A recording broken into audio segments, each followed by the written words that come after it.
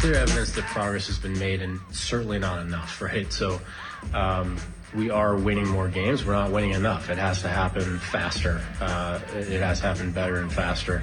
As I said, I really do believe we go into 2025 with the strongest, deepest roster we've had since I've been here. We need to make it better. There's different ways to make it better. Some of it will be through off-season acquisition.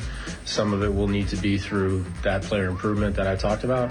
Over time, certainly some of it's going to need to come from continuing to get better at the draft and international and internal development and et cetera, and on and on. Oh, my God. Sure. I typed up a ton of tweets yesterday and deleted them because I wanted to think about it. Think about what I wanted to say about Ben Cherington and the state of the Pittsburgh Pirates. And I didn't want to fly off the handle emotionally. I saw Jenna Harner, who does great work for Channel 11. She tweeted out that video where Derek Shelton said, "Clear evidence progress has been made."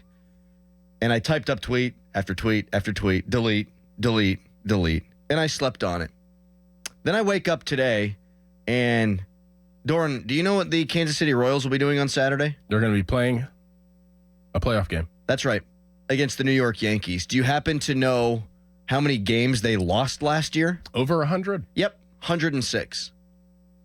In 2019, the Pirates went 69-93. That was the year before Ben Cherington took over.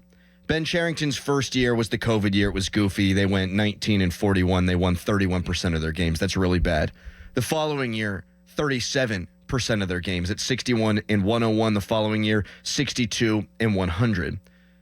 Ben Cherington took over a bad situation. There's no ifs, ands, or buts around that, and they have gotten better since then. But I say it again for effect. The Kansas City Royals lost 106 games last year, meaning, guess what? Their rebuild took one freaking year. 1 year. That's worse than any of these Pirates teams. Bang, turn it around. 1 year. Now you're playing the Yankees on Saturday in a division series. It can be done. So with all due respect to Ben Cherington, who I'm sure is a very nice man, I've heard good things about the person, clear evidence progress has been made. I don't want to hear it when you go 76-76 in back-to-back years. I don't want to hear that the rebuild has to be this long-haul, arduous process. It can happen like that. And for them, it hasn't. So, clear evidence progress has been made. Where? That's exactly where I was. That's exactly what I was about to throw out there. Where? What progress? Well, pitching seems to be good, at least the rotation, but you fell backwards into Paul Flipinski. And Jared Jones. Yep. And Bailey Falter to an extent. I mean, for what he's worth. And Luis Ortiz is good. I mean, right. The starting rotation, yeah. When he talks about next year's the best roster he's had and they've had since he's got here, you start there with the rotation. But apart from that, man, there's not much, if at all, to be excited about. Your best, probably athletic, most engaging, most enticing player had to move positions. You're probably arguably best player day in and day out. You're thinking about moving him to first base? Mm-hmm. Because why? Because maybe it's cheaper to have a left field option than a first base? I don't know. But you're thinking about moving him there. You had opportunities at the trade deadline to get some quality players. One being Jazz Chisholm, which a lot of us were pulling for. He was available, but you sat on your hands and you took his, I guess, counterpart in De La Cruz, and you let Jazz Chisholm get acquired by the Yankees, and Jazz Chisholm, I think, had, 10 homers or something? Something like that. Crazy. I mean, he had 2 homers, I think, in the first game that he put on a Yankee uniform. Could have had him. Where's the progress? What was the progress this year? Let's throw Skeens out. He doesn't count. I would love to know the progress. You fell into Joey Bart. There's no progress in Henry Davis. Maybe a little bit of progress in Nick Gonzalez. Where's the other progress? Not seeing it. I mean, I'm serious right now. Like, where can we pull from? O'Neal Cruz, Joey Bart, Brian Reynolds, Andrew McCutchen, all guys I feel comfortable with if they're regular everyday players next year. That's 4 out of 9. That's it. Nick Gonzalez was an average Major League Baseball player this year, which when you missed him, you realize just how much below average they had on the rest of the roster. He was such a key piece for them. And really, to this point in his career, he's just a guy. Are you going to get Aroldis Chapman back? If not, the bullpen, which was supposed to be a strength this year and one of the weak spots of the team, that's why you fired the bullpen coach, I think it's probably going to be a disaster again. Jared Jones, for all the promise and how good his start was, after he came back from injury, 5.87 ERA. I have high hopes for Jared Jones. I'm not going to believe he's a sure thing going into next year. Mitch Keller did the same thing this year as he did last year, fell apart in the back half of the schedule. 7.29 ERA his last 9 starts. What I'm saying here is you've got like 6 guys out of a 26-man roster that you can make legitimate arguments are good Major League Baseball players. Maybe like Santana, maybe like Carmen Majinski. Maybe you can push that number to 8. 8 out of 26. And we're going to go into year 6? And Derek Shelton's going to be back. We'll react to that coming up in the next segment. But Ben Cherington's recommendation to the Pirates was Shelton comes back, and ownership agreed. And by virtue of Ben Cherington having the press conference yesterday, you know he'll be back. So leadership doesn't change. Good thing you fired the hitting coach and the bullpen coach. That's what they've changed? Are they going to spend more than $35 million this offseason? That's what they spent last offseason. My guess is going to be no. No. And if the answer is yes, it would only be incremental because their attendance went up incrementally. And generally, they link their attendance with spending money on the baseball team.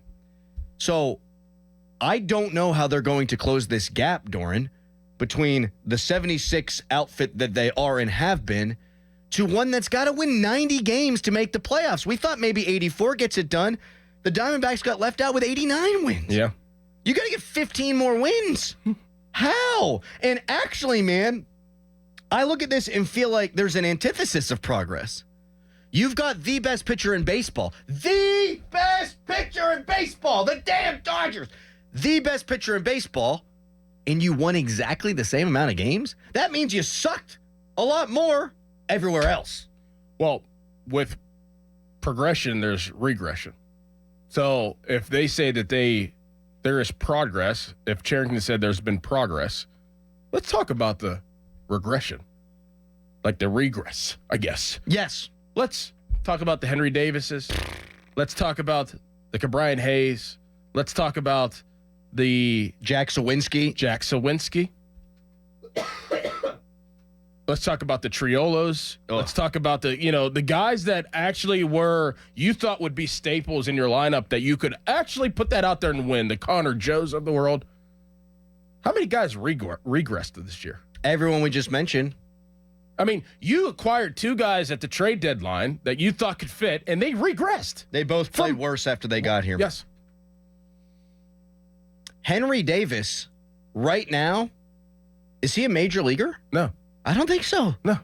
Can he catch? Can he play right field? No. Can he hit? Not at the big league level. He was a 1-1 guy. 1-1.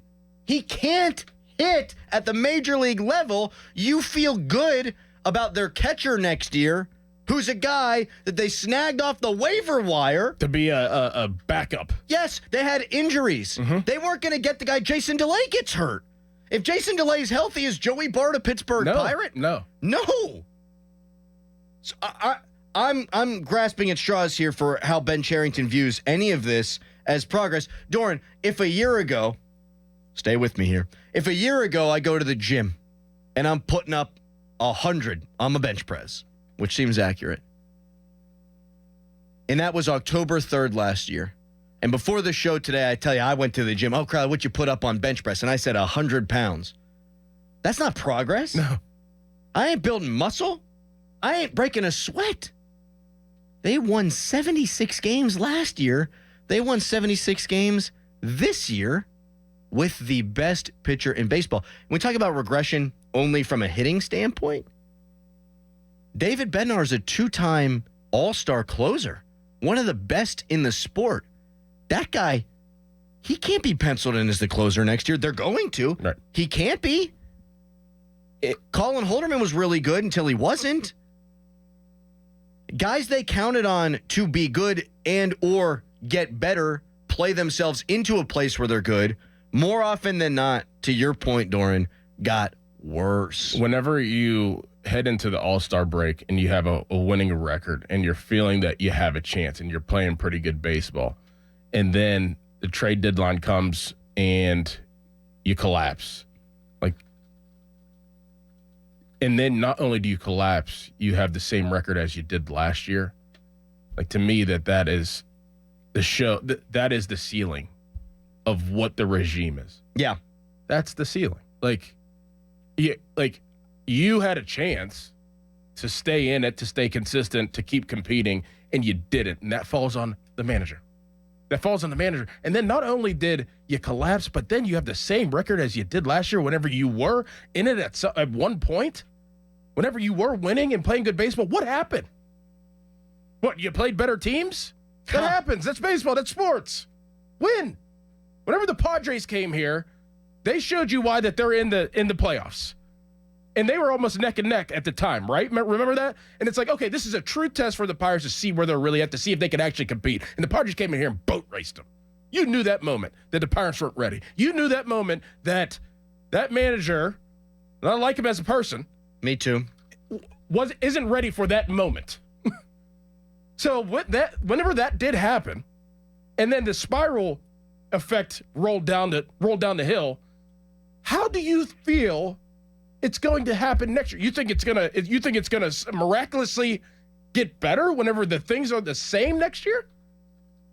That's where I'm like, what do we do? Do they care about winning? Do you really care about winning? Well, you've got the owner who comes out when they do the sheets patch thing and says that the goal 100% is to make the playoffs this year.